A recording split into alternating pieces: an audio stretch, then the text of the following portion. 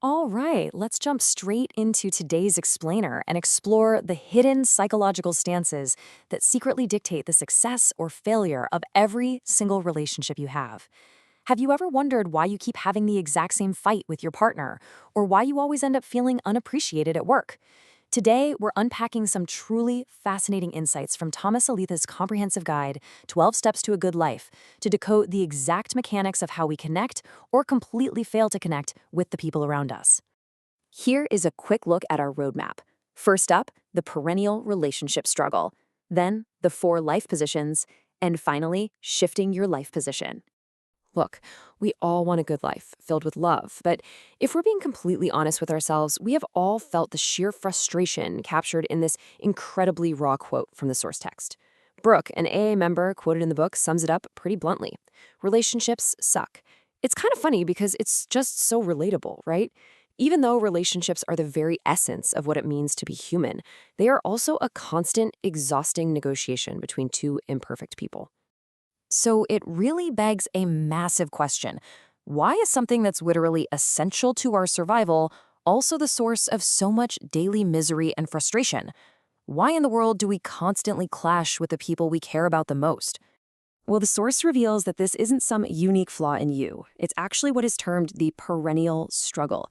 It's this deep, lifelong tension living inside every single person. On one hand, you desperately crave connection, but on the other hand, vulnerability feels like a total trap. We're constantly caught in this tug of war between wanting intimacy and being terrified of it. And this struggle is fueled by deeply ingrained worldviews and unconscious thinking errors. Take mind reading, for example, like assuming your partner is furious just because they're quiet, or convinced a delayed text means someone hates you. These invisible mental habits completely sabotage our connections. Moving into section 1, the 4 life positions, and the unconscious stances we take in relationships. Drawing from the psychological framework of transactional analysis, the book breaks down all unconscious relationship dynamics into 4 distinct life positions. Now, you actually slide into these stances without even realizing it. They essentially dictate how you view your own intrinsic worth compared to the worth of the person you're talking to. Your entire reality in a conversation is framed by whichever position you happen to be occupying in that moment. It breaks down like a simple matrix. You're either feeling okay or not okay, and the other person is either feeling okay or not okay.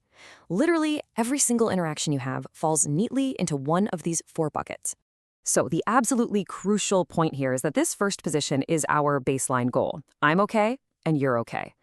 This is the only stance where true, healthy connection actually thrives. And why is that? Because both parties are viewed with genuine dignity and worth. You aren't judging them, and you aren't diminishing yourself. You feel fundamentally good about who you are, and you extend that exact same grace and respect right back to the other person. That is the ultimate foundation of trust. But let's see how this veers into toxic territory by contrasting the next 2 positions. On one side, we have, I'm okay and you're not okay. This is the arrogant stance. You feel good about yourself, sure, but you look down on your partner or colleague as damaged or less capable. It's totally about control and superiority. Now flip that around, and you get the exact opposite. I'm not okay, and you're okay. Here, you view yourself as the weak partner. You put the other person on a pedestal, which is incredibly dangerous because it unconsciously sets you up to accept abuse and mistreatment, basically acting like you deserve it.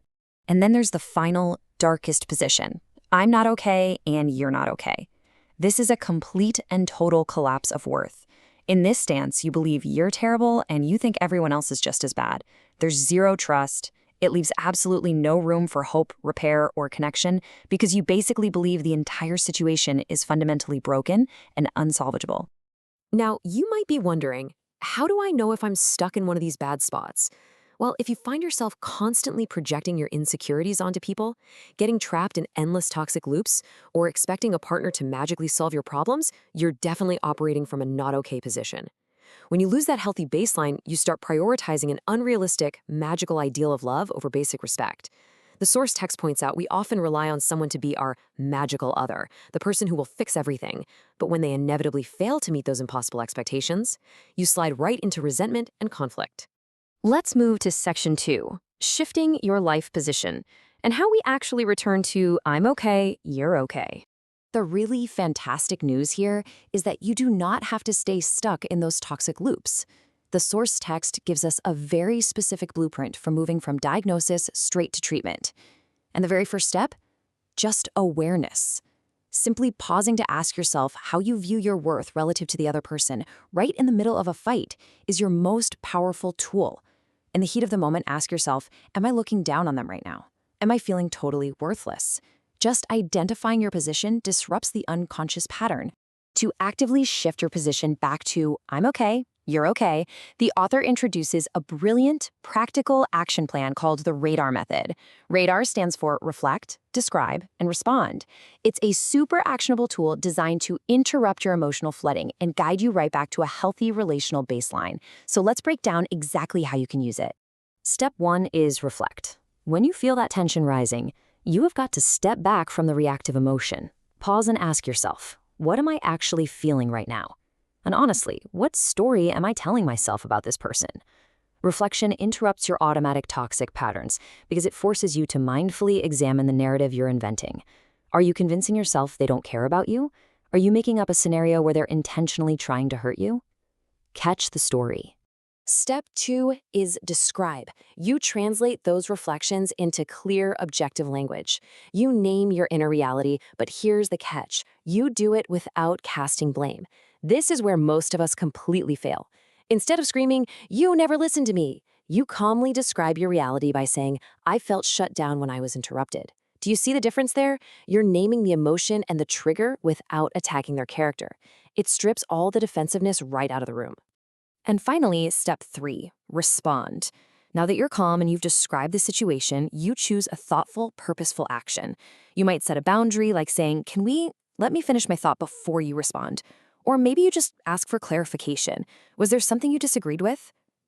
By responding rather than just reacting, you strip away the mind reading and the arrogance. That single action immediately pulls you, and usually the other person too, right back into that healthy I'm okay, you're okay dynamic. As you navigate your interactions today, whether you're sitting at the dinner table or commanding a boardroom, I want to leave you with this final thought. Take an honest look at your relationships. Are you demanding superiority? Are you accepting mistreatment? Or are you operating from a place of genuine mutual respect? Recognizing your own unconscious stances is the absolute key to taking back control of your connections. So ask yourself, which position are you playing from today?